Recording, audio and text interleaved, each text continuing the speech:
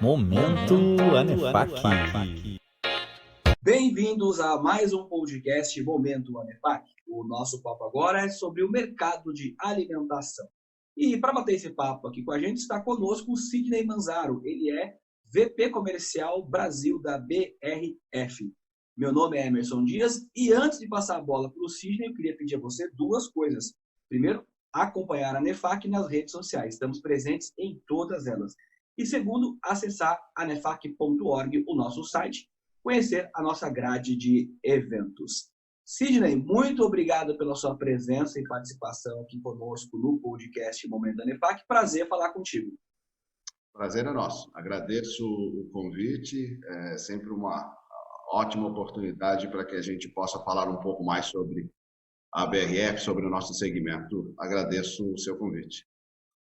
Legal. Sidney, momento delicado da economia, né? Pandemia aí no mundo inteiro, todo mundo sofrendo de alguma forma, alguma consequência, mas a gente tem visto que a parte essencial, né, do comércio, né, a alimentação, ela inclusive tem se destacado, porque as pessoas têm ficado muito em casa, então tem talvez voltado a alguns hábitos, né, de fazer refeições em casa, coisas do tipo. Isso é verdade? Até que ponto o que a gente está vendo na notícia realmente é assim? Como é que vocês estão neste momento em termos de negócios? É verdade, sim.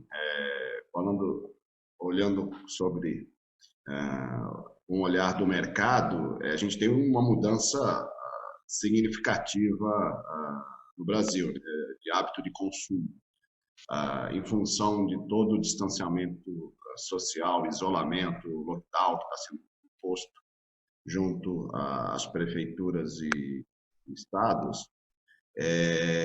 Nós temos sim uma mudança das pessoas deixarem de comer fora de casa. Isso também não é só porque os restaurantes estão fechados, é porque as pessoas também estão fazendo mais home office.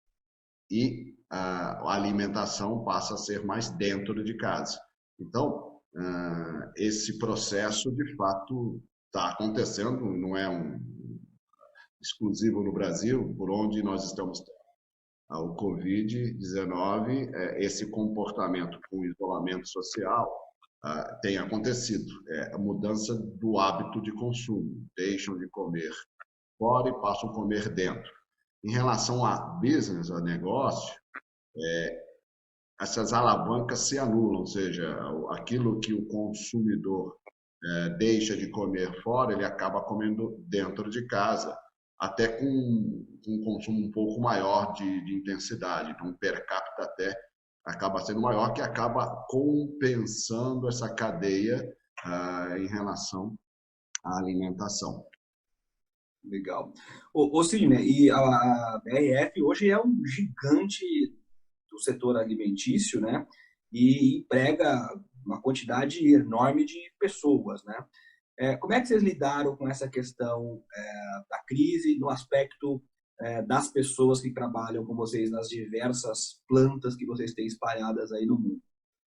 Esse é um tema bastante relevante para nós, né? Eu acho que, antes de mais nada, né, eu acho que a gente conseguiu, junto com o governo, junto com as associações, junto com nossos clientes,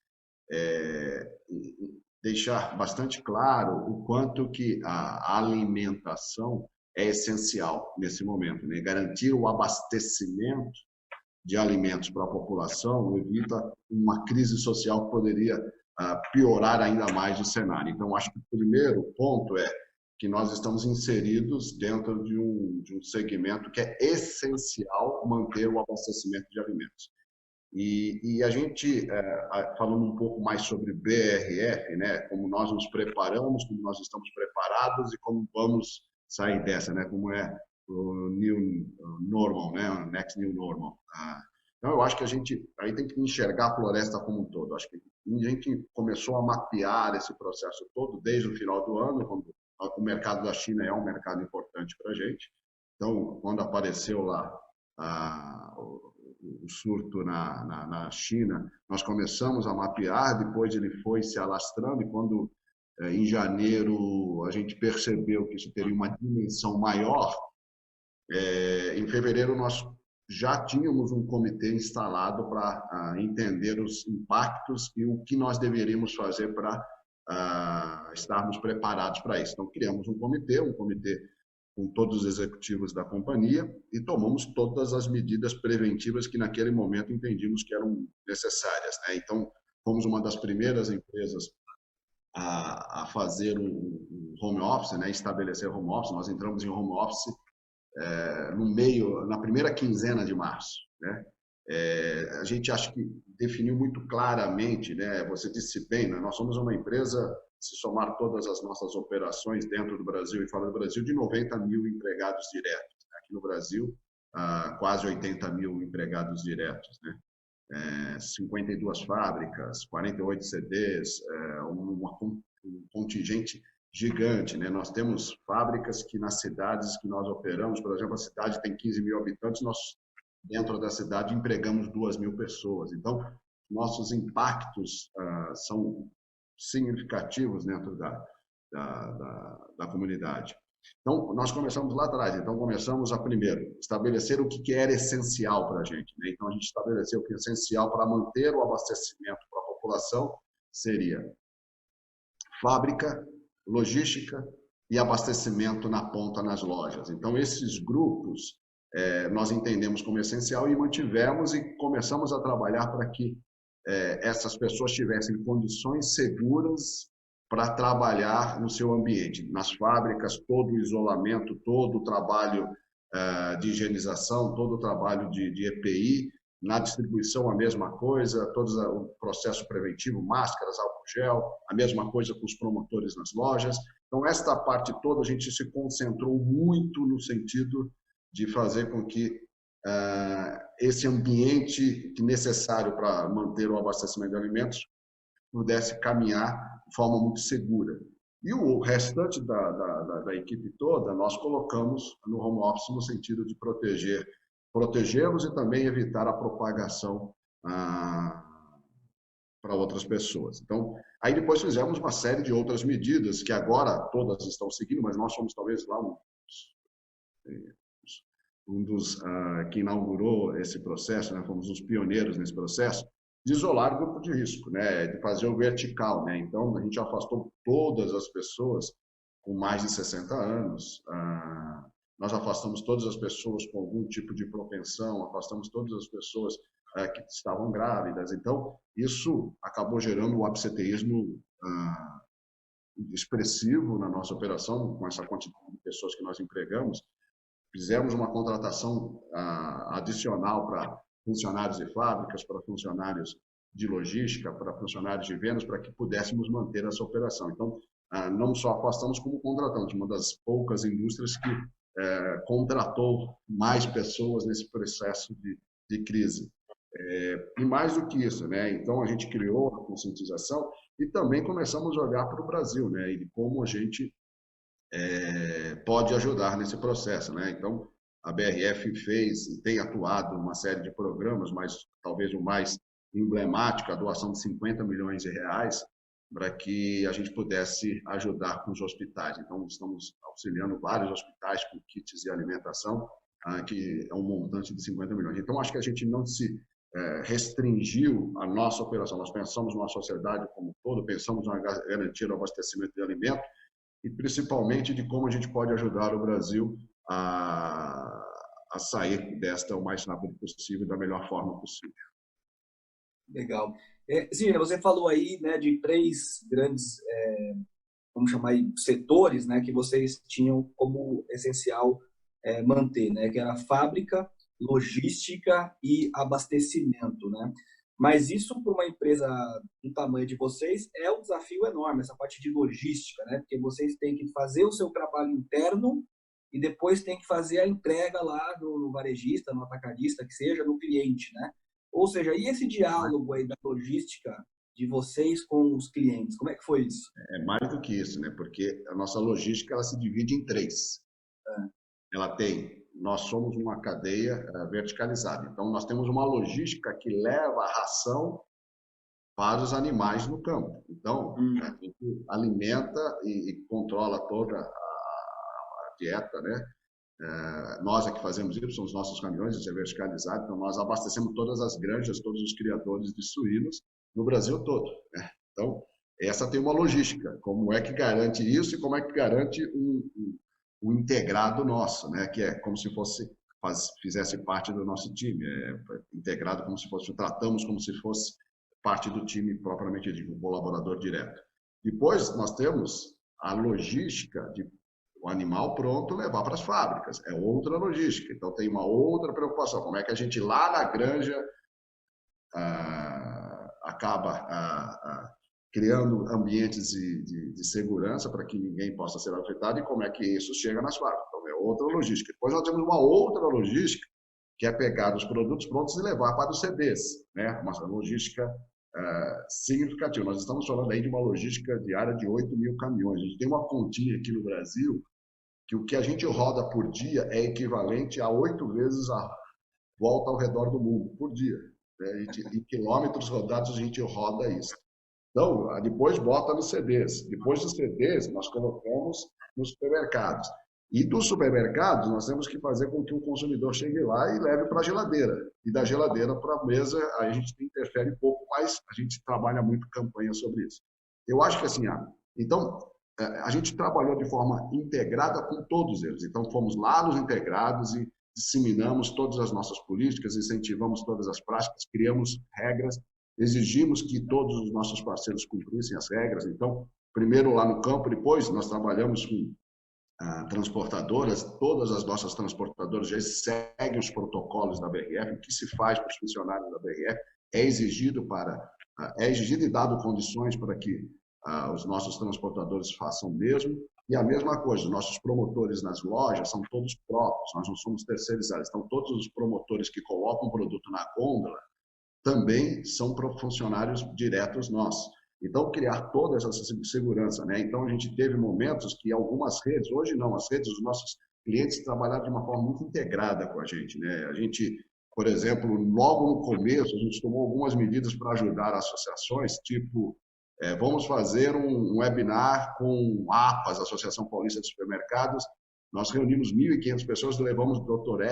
Expert, que é entre o nosso comitê, nós contratamos um infectologista. Nós temos contrato hoje com a Einstein. O Einstein está hoje presente em todas as nossas fábricas, medindo o ambiente, né? E levamos o Dr. Expert para fazer uma palestra para 1.500 supermercadistas, explicando lá no final, nós estávamos falando isso em 18, 19 de março, sobre quais eram, ainda os supermercadistas não tinham noção do quanto isso poderia impactar, ainda os casos era gripezinha ainda, né? Então, a gente tomou esse cuidado de levar informação, de dividir, e acho que aí tem uma aderência muito forte dos supermercadistas, né? Eles também se consideram, tomaram medidas, então estabeleceram regras de espaçamento, distanciamento, lavatórios em todas as lojas, álcool gel em todas as lojas, máscara em todos os funcionários, e a gente sempre se manteve à frente nesse processo, né? Distribuindo antecipadamente máscaras, álcool gel e tudo mais. Então, eu acho que a gente soube trabalhar com todas as pontas, desde o integrado lá, que são familiares às vezes, né? Famílias trabalhando no campo, que não tenham acesso, passando por transportadoras que são grandes parceiros, mas que precisavam de orientações, passando pelos nossos clientes e, claro, fazendo com que os nossos funcionários estivessem todos integrados sobre esse processo. Então, acho que a gente soube usar muito bem a comunicação e aquilo que a gente tinha disponível. Contratamos uma consultoria internacional, que tinha tido uma forte experiência na China, na Itália e nos Estados Unidos, agora mais na Turquia e na Arábia. Então, trouxemos de lá, nos antecipamos com os casos, temos ainda, né? Calls diários, né? Videoconferências diárias com expert da China, da Itália, contando como era o movimento, não só de operação das fábricas, mas como era o impacto dos consumidores. Então, acho que a gente conseguiu fazer disso um modelo que a gente conseguiu implementar com velocidade e qualidade para todos os stakeholders. Muito bom, Cid. Você citou aí o Dr. Esper. O Dr. Esper foi nosso entrevistado aqui também podcast. Ele continua contratado com a gente, ele é o nosso infectologista contratado.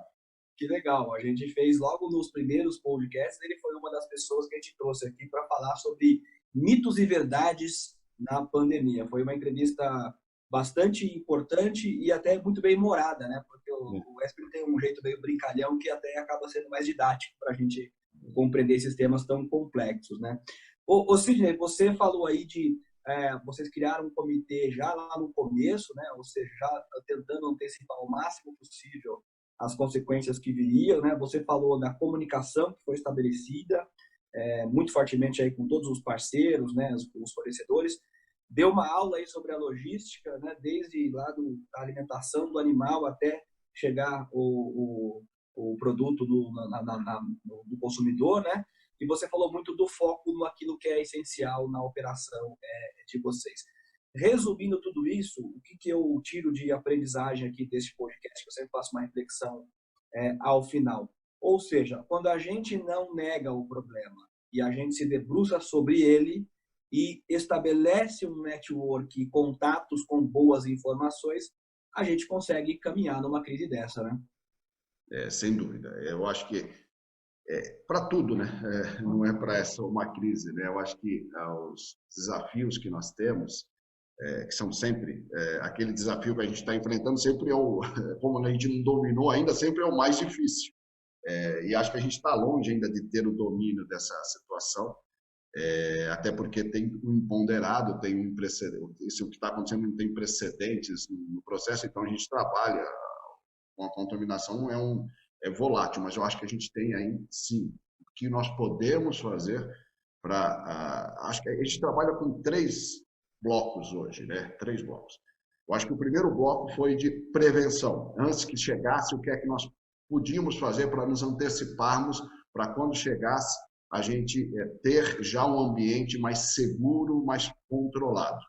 Eu acho que depois tem um outro, que é a reação. Tá bom. Então, hoje, a gente tem planos de contingência para tudo, né? Uma fábrica teve uma situação diferente da normal, então a gente tem um plano de contingência para isso. Uma transportadora tem algo diferente do normal, nós temos um plano de contingência. Temos uma loja que foi interditada, a gente tem tido lojas de supermercados interditados quando acontece algum caso, a loja fecha por um período da higienização. Então, como é? Teve um funcionário nosso que teve contato, então a gente tem um processo de busca ativa.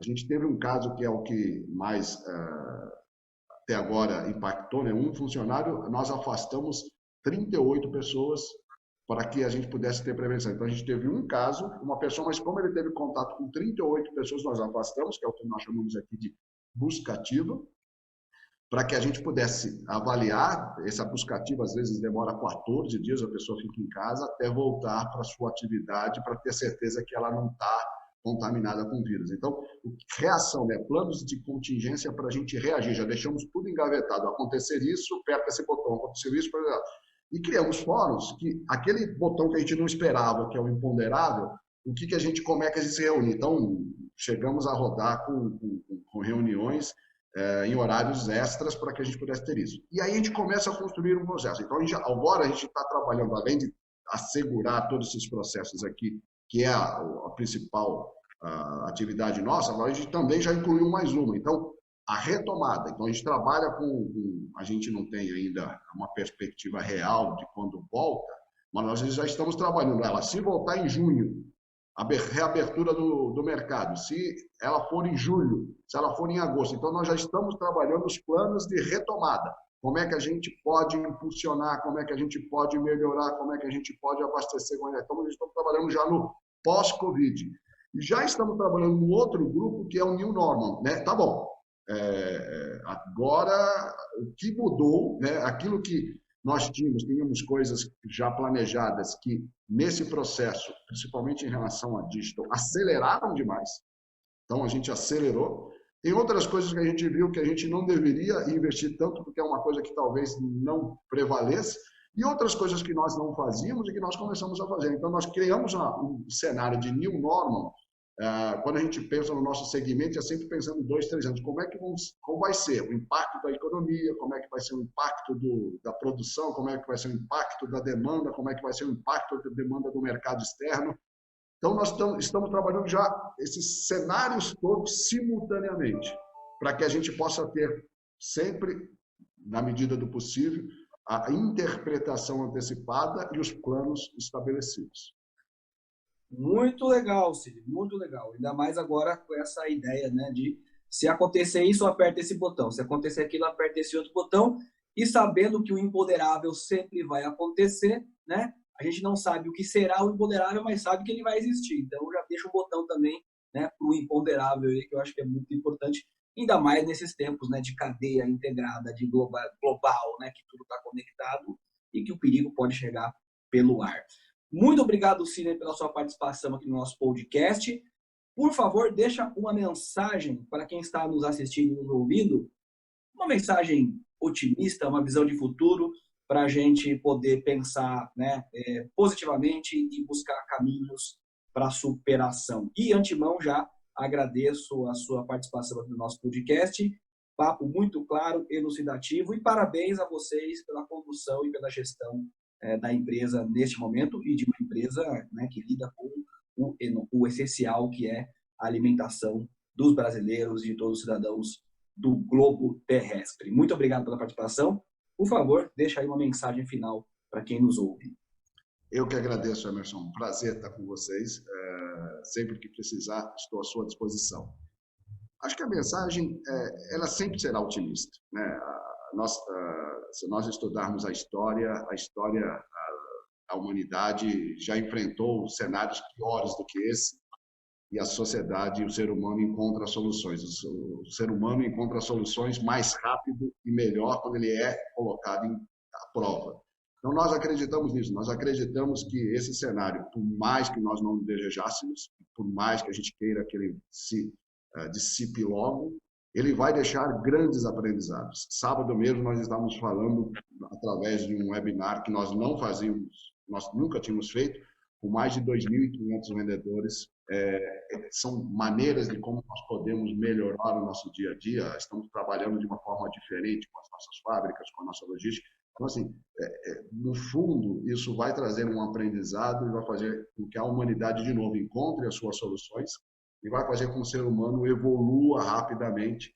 E eu tenho certeza que esse processo é um processo que talvez, num primeiro momento, a gente enfrente ainda dificuldades econômicas, mas daqui a pouco nós teremos um cenário muito mais, com um valor muito mais agregado do que nós tínhamos hoje. Acho que nós vamos acelerar melhorias que nós temos pela frente.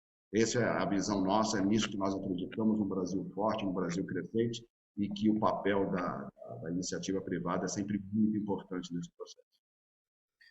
Legal. Muito obrigado mais uma vez, Cid Manzaro, que é VP Comercial Brasil da BRF, participando aqui com a gente do podcast Momento Anefac. Antes de encerrar, eu gostaria de lembrar a você que a Anefac está presente em todas as redes sociais, LinkedIn, Facebook, YouTube e Instagram. Entra lá, curte as nossas páginas, as nossas notícias, as nossas informações, que são sempre muito relevantes para você, para a sua carreira, para os seus negócios e, por que não, para a sua vida. Também acesse anefac.org, o nosso site, e conheça a nossa grade de eventos, que, aliás, o nosso congresso anual começa agora, dia 22 de maio, 100% online, 100% gratuito, com grandes palestrantes falando sobre os dilemas éticos da transformação digital, que foram, inclusive, acelerados por conta da crise da Covid-19. Eu sou Emerson Dias, vice-presidente de Capital Humano aqui da Anefac, e volto contigo no próximo episódio do podcast Momento Anefac.